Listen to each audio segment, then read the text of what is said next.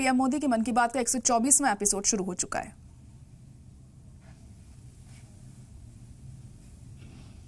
जैसे ही शुभांशु धरती पर सुरक्षित उतरे, लोग उछल पड़े। हर दिल में खुशी की लहर दौड़ गई। पूरा देश गर्व से भर गया। मुझे याद है जब अगस्त 2023 में चंद्रयान-3 की सफल लैंडिंग हुई थी, तब देश में एक नया माहौल बना।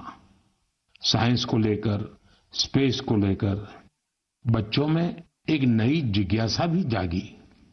अब छोटे छोटे बच्चे कहते हैं, हम भी स्पेस में जाएंगे, हम भी चांद पर उतरेंगे, स्पेस साइंटिस्ट बनेंगे। साथियों, आपने इंस्पायर मानक अभियान का नाम सुना होगा। यह बच्चों के इनोवेशन को बढ़ावा देने का अभियान है। इसमें हर स्कूल से 5 बच्चे चुने जाते हैं। हर बच्चा एक नया आइडिया लेकर आता है। इससे अब तक लाखों बच्चे जुड़ चुके हैं और चंद्रयान-3 के बाद तो इनकी संख्या दोगुनी हो गई है। देश में स्पेस स्टार्टअप भी तेजी से बढ़ रहे हैं।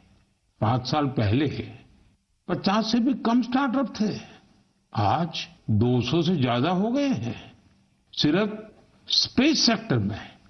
साथियों, अगले महीने 23 अगस्त को नेशनल स्पेस डे है। आप इसे कैसे मनाएंगे? कोई नया आइडिया है क्या? मुझे नमो ऐप पर जरूर मैसेज भेजिएगा। साथियों, 21वीं सदी के भारत में आज साइंस एक नई ऊर्जा के साथ आगे बढ़ रही है। कुछ दिन पहले हमारे छात्रों ने इंटरनेशनल केमिस्ट्री ओलंपियाड में मेडल जीते हैं। देवेश पंकज, संदीप कुची, देवव्रत प्रियदर्शी और उज्जवल केशरी, इन चारों ने भारत का नाम रोशन किया। मैथ्स की दुनिया में भी भारत ने अपनी पहचान को और मजबूत किया है।